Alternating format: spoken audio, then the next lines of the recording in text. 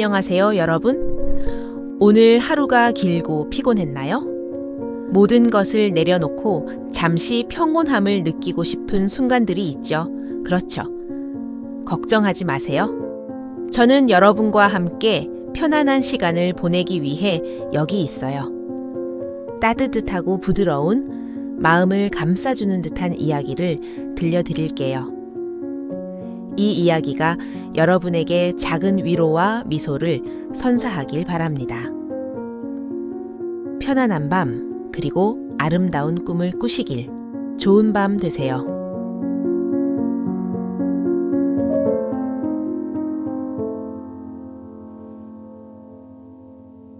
오늘 저는 따뜻한 이야기로 여러분이 푹 잘 수 있도록 도와드릴게요. 그러니 좋아요와 구독 부탁드려요. 스승님, 어젯밤은 편히 주무셨는지요? 도영가, 어서 오너라. 오늘은 급한 일이 있다. 책은 방에 두고 곧장 밖으로 나오거라. 윤도영이 책을 내려놓고 나오자 길노인은 나를 따라오라며 서둘러 객사를 나섰다. 그의 걸음은 맹인이라고 믿기 어려울 만큼 가볍고 힘찼다. 마치 65의 나이를 잊은 듯 산길을 힘차게 걸었다. 그들은 마을이 내려다 보이는 완만한 언덕에 이르렀다. 윤도영은 숨을 헐떡이며 스승을 따라잡으려 애썼다. 숨을 고른 뒤 길노인이 입을 열었다. 도연가, 내가 이제 계란만 한 하얀 돌을 산 아래로 던질 터이니 그 돌이 어디로 떨어지는지 잘 보라. 예, 스승님. 길노인은 손에 쥐인 하얀 돌을 3-4번 흔들더니 힘껏 산 아래로 던졌다. 산 아래는 풀밭과 바위밭, 울창한 숲과 누군가 가꾼 논밭이 뒤섞여 있었다. 돌은 허공을 가르며 울창한 숲 한가운데로 떨어졌다. 윤도영이 말했다. 스승님, 보았습니다. 돌은 저 아래 숲 한가운데로 떨어졌습니다. 오, 숲 한가운데라 했느냐. 그렇다면 필시 림자와 석자, 그리고 그 사이에 중자가 있겠구나. 윤도영은 숨을 몰아쉬며 스승을 뒤쫓았지만 어디로 가는지 묻기도 전에 길노인은 이미 고개를 넘어 산 아래로 내려가고 있었다. 윤도영은 어리둥절한 채로 스승을 따랐다. 도연가, 여기가 어디냐? 예, 기와집이 있습니다. 문패에 뭐라 적혀 있느냐? 임석중이라 적혀 있습니다. 림자와 석자, 그리고 중자가 있네요. 오, 과연 그렇구나. 잠시 후 집안에서 인기척이 들리더니 하인으로 보이는 남자가 나와 물었다. 무슨 일로 오셨소? 이 댁의 주인을 뵈러 왔소. 나는 저 산 너머 마을에서 온 길노인이라 하오. 어서 주인께 전하시오. 하인이 안으로 들어가자 곧이어 준수하고 위엄 있는 젊은 남자가 나왔다. 그는 임석중이었다. 나를 만나러 왔다 하셨소? 뉘신지? 나는 산 너머 윤석주 가문의 대감인 길노인이라 하오. 고려시대 대감은 학식과 덕망으로 존경받는 직책이었다. 임석중은 길노인의 이름을 듣자마자 깊이 허리를 숙이며 말했다. 이토록 고귀한 분이 어인 일로 저희 집을 찾으셨는지요? 안으로 드시지요. 아니요, 내가 여기까지 왔지만 만약 내가 들어가면 2사람이 죽을 것이요. 하지만 내가 지금 돌아가면 한 사람만 죽을 것이요. 하나가 둘보다 낫지 않겠소. 그러니 나는 들어가지 않겠소. 말을 마치고 돌아서려 하자 임석중은 그의 기묘한 말에 놀라 급히 길노인의 소매를 붙잡았다. 대감께서 그런 말씀을 하시니 어찌 그냥 보내드릴 수 있겠습니까? 만약 저희 집에 불길한 일이 닥친다면 그를 막을 방도를 가르쳐 주십시오. 내 말이라면 무엇이든 따르겠소. 죽음 앞에서도 믿음을 지키겠소. 임석중은 어떤 재앙이라도 피하기 위해 무엇이든 하겠다고 굳게 약속했다. 그제야 길노인이 입을 모. 그렇다면 그대가 늘 타던 좋은 말을 끌고 나오시오. 그리고 그대가 활 솜씨가 뛰어나니 늘 쓰던 활과 화살통도 함께 가져오시오. 임석중은 즉시 따랐다. 잠시 뒤 그는 털이 반들거리는 준마와 정교한 활, 화살통을 가지고 돌아왔다. 길노인이 말했다. 저기 저 나무에 그 말을 묶으시오. 임석중은 활을 들고 말의 오른쪽 눈을 겨누었으나 도저히 화살을 쏠 수 없었다. 그 말은 그가 목숨처럼 아끼며 매일 손질하던 보물이었다. 눈물을 글썽이며 임석중은 길노인 앞에 고개를 숙이고 애원했다. 대감 다른 어떤 일이든 하겠사오니 이 소중한 말을 쏘는 일만은 용서해 주십시오. 하하, 그대가 그리할 줄 알았소. 그 말은 살려두겠소. 하지만 다른 모든 일은 내 말대로 할 수 있겠소. 예, 물론이옵니다. 그렇다면 활과 화살을 들고 안방으로 들어가시오. 그대의 아내가 문을 바라보며 바느질하고 있을 것이오. 현관에 올라 소리 내지 말고 문에 손가락으로 구멍을 뚫고 그대의 아내 이마 한가운데를 겨누어 화살을 쏘시오. 임석중은 길노인의 기묘한 예지력에 경탄을 금치 못했다. 맹인인 그가 어찌 자신의 아내가 방 안에서 무엇을 하며 어느 방향을 향하고 있는지 알 수 있단 말인가? 의혹이 그의 마음을 스쳤지만 길노인의 단호한 말투와 깊은 눈빛에 이끌려 그는 조용히 안방문으로 다가갔다. 손가락에 침을 묻혀 종이문의 작은 구멍을 뚫고 안을 들여다보았다. 눈먼 노인이 어찌 우리 집 안방의 일을 이리도 훤히 알 수 있단 말인가? 그는 실로 범상치 않은 인물이다. 그의 말을 따르지 않으면 큰 화가 닥칠지도 모른다. 떨리는 손으로 그는 화살을 활에 걸고 아내의 이마 한가운데를 겨누었다. 그러나 사랑하는 이를 해칠 수는 없었다. 차라리 내가 죽는 것이 낫다. 어찌 아내에게 화살을 쏠 수 있겠는가? 그는 절규하며 화살을 내리려 했다. 그 순간 손이 미끄러지며 화살이 허공을 갈랐다. 아내가 바닥에 떨어진 가위를 줍기 위해 몸을 숙이는 찰나 화살은 그녀의 오른쪽 귀를 스치며 등 뒤의 벽장에 깊이 박혔다. 제발 이 사람을 살려주세요. 임석중은 순간 얼어붙었다. 말이 나오지 않았다. 그때 길노인이 천천히 방 안으로 들어서며 입을 열었다. 저자는 오늘 밤 너의 아내와 밀회를 나누려 벽장에 숨어 너를 해치려던 자다. 너는 내 말대로 화살을 쏘지 못하고 망설였으나 손이 미끄러져 화살이 저자를 맞췄다. 만약 네가 내 말대로 정확히 이 말을 겨누었다면 네 아내와 저자가 함께 죽었을 것이다. 네가 아내를 사랑한 마음이 두 사람의 목숨을 구했다. 하지만 앞으로 너의 업이 어떤 길로 흐를지는 나조차 알 수 없다. 임석중은 길노인의 말에 숨을 죽이고 그 남자를 놓아주었다. 며칠 뒤 깊은 밤 그의 아내는 아무도 모르게 집을 떠났다. 아마도 그 남자를 따라간 듯했다. 임석중은 아내의 마음이 이미 떠났음을 알고 그녀를 찾지 않았다. 내 목숨을 구했고 아무도 죽지 않았으니 이 또한 다행이라 해야겠지. 그는 스스로를 위로하려 했지만 사랑하는 이를 잃은 상실감은 쉽게 가시지 않았다. 나도 한때 달빛 아래 책을 읽으며 한가로웠던 때가 있었지. 잘못된 일을 만나 이리도 비참한 꼴이 되고 말았다. 그는 한탄하며 그 소리에 위안을 얻고자 소리가 나는 곳으로 발걸음을 옮겼다. 소리는 기와를 얹은 큰 집의 담장 안에서 흘러나왔다. 임석중은 조심스레 담을 넘어 방 안을 들여다보았다. 그곳에는 비단 머리띠와 붉은 리본으로 장식된 젊은 여인이 달빛 아래 책을 읽고 있었다. 오늘 밤은 이 소리를 들으며 잠들리라.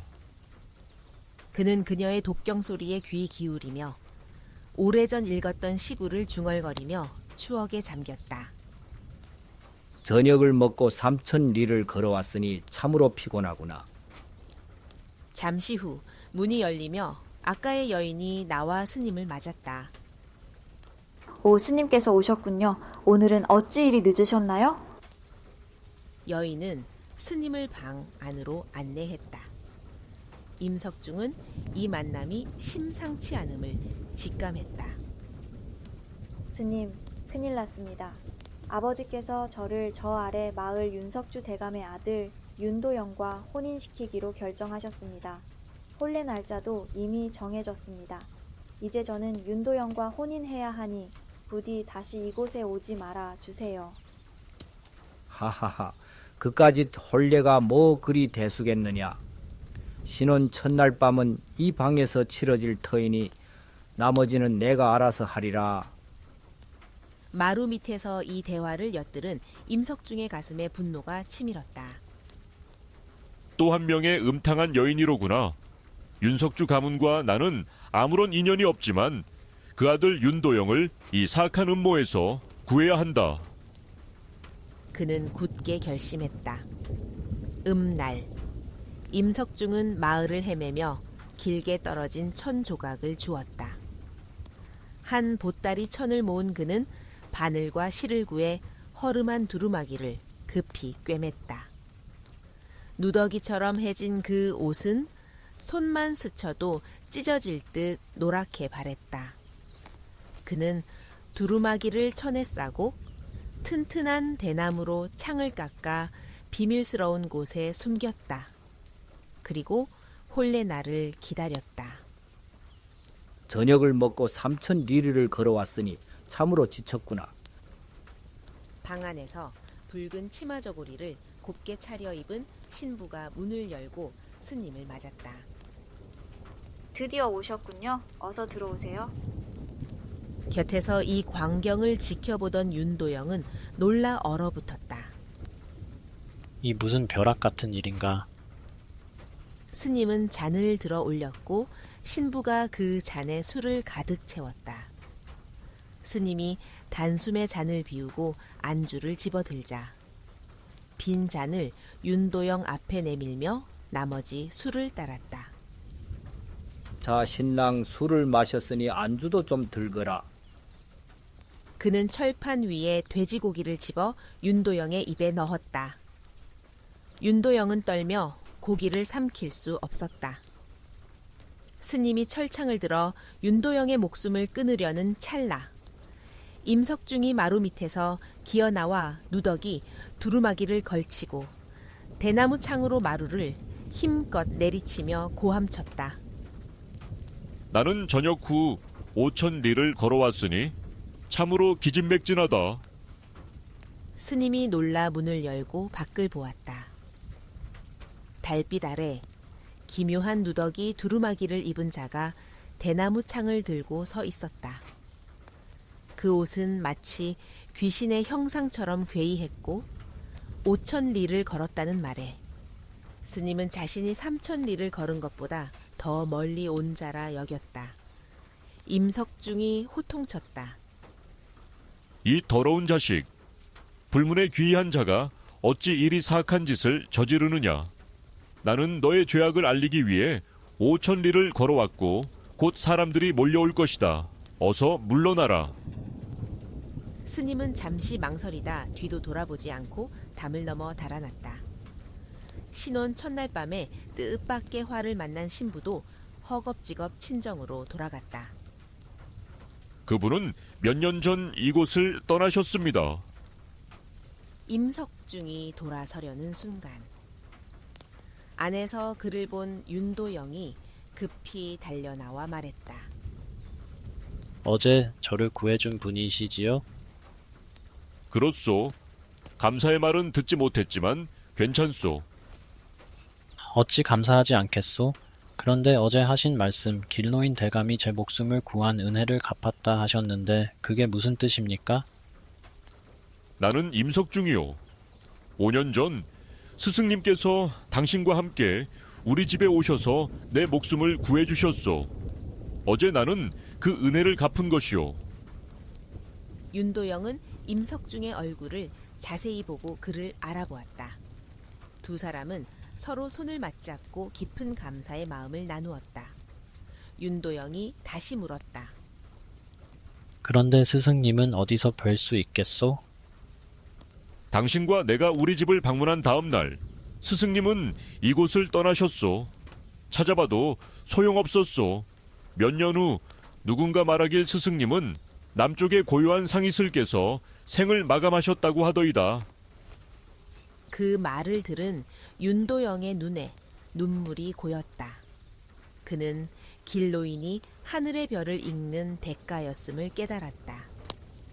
스승은 사랑하는 제자가 위험에 처할 것을 미리 알고 자신을 희생해 임석중을 보내 구원케 하셨던 것이다. 윤도영은 스승의 은혜와 사랑의 눈물을 흘리며 감사했다. 고려의 옛 시절 바람이 산자락을 휘감고 구름이 하늘을 수놓던 때 천하를 떠도는 나그네가 있었다. 그의 이름은 천군. 세상의 이치를 꿰뚫는 눈과 하늘의 뜻을 읽는 마음을 지닌 도사였다. 천군은 바람이 부는 대로 이 이끄는 대로 발길을 옮겼다. 그의 발자국은 산과 들을 지나 강과 마을을 거쳤다. 어느 날 천군은 깊은 산 속 홀로 기도를 드리며 영혼이 쉴 곳을 찾았다. 이토록 생생한 푸른 용의 환영이라니 이는 하늘의 계시가 분명하다.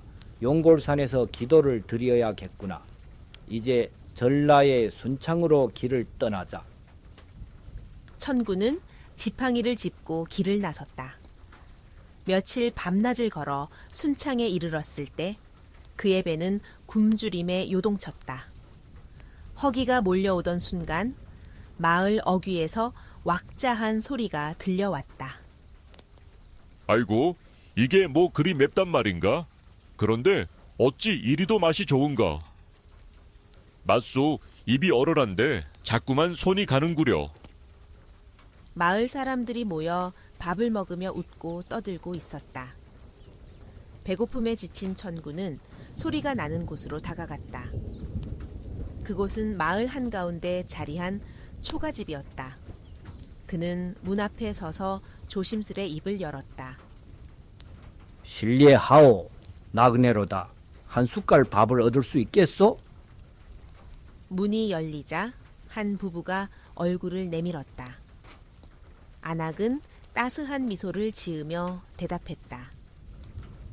나그네시라니 마침 마을 사람들과 함께 밥을 나누고 있으니 차는 없어도 밥상에 함께 하시오. 부부는 천군을 따뜻이 맞이하며 보리밥과 삼색 고추, 붉은 고추, 푸른 고추, 노란 고추, 그리고 진한 고추장을 내왔다. 천군은 고추를 고추장에 찍어 보리밥 한 술을 입에 넣었다. 입 안이 화끈거리며 땀이 이마를 타고 흘렀지만 그 맛은 천하 어디에서도 맛볼 수 없는 깊은 풍미였다. 이런 고추장과 고추의 맛은 처음이요. 참으로 놀라운 맛이구려. 우리 집은 고추 농사를 지으며 고추장을 담그는 솜씨가 좋아 마을에서 고추 아씨라 불린다오.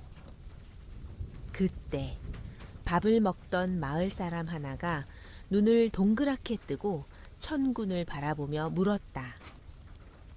혹시 그대가 소문난 천군도사 아니시오? 풍채와 소문이 꼭 들어맞소. 내 이름이 이 먼 곳까지 퍼졌단 말이오. 그렇소. 내가 천군 도사요. 마을 사람들이 환호하며 기뻐했다. 고추 아씨라 불리는 박씨 안악이 앞으로 나서며 간곡히 청했다. 도사님, 저희 부부의 운명을 봐주시옵소서.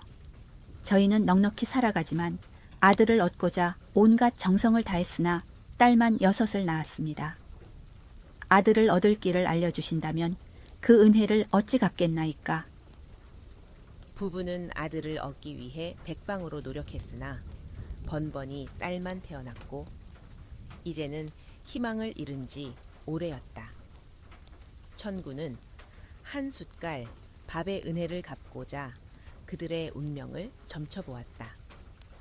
그는 점괘를 뽑아 들여다보며 한참을 묵묵히 생각에 잠겼다.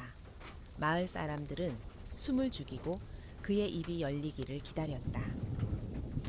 아들을 얻을 길은 있으나 결코 쉽지 않으리라. 어떤 일이든 하겠나이다. 제발 그 길을 알려주시옵소서. 용골산 정상에 올라 100일 동안 기도를 드려야 하오. 그 기간 동안 용골산 샘물만 마시고 삼색 고추와 고추장을 곁들인 보리밥만 먹어야 하오. 100일 동안 고추와 고추장만 먹으라니 그게 가능하겠소? 차라리 아들을 포기하는 게 낫지 않겠소? 아들을 얻을 수 있다면 이 고난쯤이야 무엇이겠소. 도사님께서 용골산으로 가신다니 저도 함께 기도하겠나이다. 좋소. 나도 힘을 보태어 함께 기도하겠소. 박씨안악은 가족과 마을 사람들에게 작별을 고하고 천군과 함께 용골산으로 올랐다. 천군은 맑은 하늘이 보이는 바위 위에 초막을 세우고 박씨안악과 함께 간절히 기도를 시작했다. 매일 아침 그들은 용골산 샘물을 길어오고 붉은 고추, 푸른 고추, 노란 고추를 고추장에 찍어 보리밥 한 술을 먹었다. 한 달이 지나자 박씨안악이 지친 목소리로 말했다. 도사님, 고추와 고추장만 먹으니 너무 힘드옵니다. 차라리 산을 내려가고 싶습니다. 그대의 점괘는 아들을 얻는 길이 험난하다 예고했소. 운명을 바꾸려면 그에 걸맞은 정성이 필요하오. 100일의 기도를 마치면 시기와 질투 없는 삶이 그대를 기다릴 것이오. 그대가 나를 위해 고추장 밥을 대접하지 않았던가? 두 사람의 기도는 한 사람의 기도보다 강력하오. 도사님께서 이리 정성을 다하시는데 어찌 제가 포기할 수 있겠나이까? 더욱 힘을 내겠나이다. 어느 날 밤 박씨안악은 꿈을 꾸었다. 끝없이 펼쳐진 고추밭에서 그녀는 팔뚝만한 고추를 치마폭에 담고 있었다. 붉고 푸르고 노란 고추가 주렁주렁 열렸고 그 곁으로 맑은 샘물이 흐르고 있었다. 그녀는 기뻐하며 이 꿈을 천군에게 전했다. 그 꿈은 좋은 징조요. 100일 기도를 마치고 남편과 화합하면 곧 아들을 얻을 것이요. 꿈의 뜻은 기도가 끝난 후 알려주리다. 드디어 100일이 지나갔다. 천군과 박씨안악은 기도를 마치고 기쁨의 눈물을 흘렸다. 천군이 말했다. 이제 산 아래로 내려가 요강바위 앞에서 3번 절을 하시오. 그러면 그대의 기도가 완성될 것이오. 박씨안악은 천군의 말대로 요강바위 앞에서 3번 절을 하고 산을 내려가 남편과 화합했다. 과연 그녀는 곧 잉태했다. 박씨안악은 천군 앞에 깊이 머리를 숙이며 감사 인사를 전했다. 도사님, 함께 기도해 주신 덕에 무사히 기도를 마치고 아들을 잉태했나이다. 그대의 정성 덕분이요. 나는 세상을 떠돌며 인연을 맺는 것이 길이니 이제 떠나야겠소. 아, 그 꿈의 뜻을 말해 주리다. 앞으로 그대가 용골산 샘물로 고추를 기르고 고추장을 담근다면 평생 부를 쌓을 것이오. 그대는 고추장 담그는 솜씨가 뛰어나니 아들을 얻는 데에 그치지 않고 큰 상인이 될 것이오. 박씨안악은 천군의 예언대로 튼튼한 아들을 낳았다. 그녀는 고추를 기르고 용골산 샘물로 고추장을 담갔다. 그 고추장은 맛이 기가 막혀 고려 전역에서 사람들이 몰려들었다. 장사는 날로 번창하여 일손이 모자랄 지경이었고 마을 사람들이 함께 고추장 만드는 법을 배웠다.